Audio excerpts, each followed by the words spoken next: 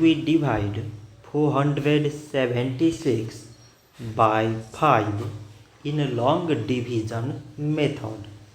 5 times 9 is 45.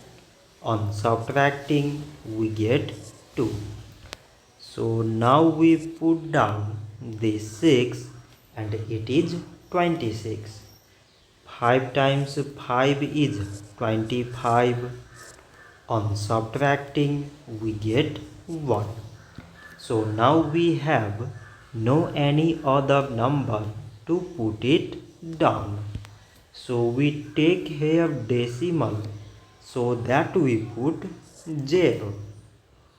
So it is 10 and 5 times 2 is 10.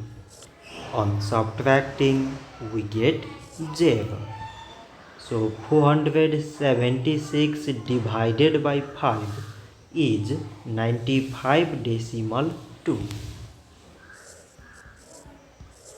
So this much for today and thanks for watching.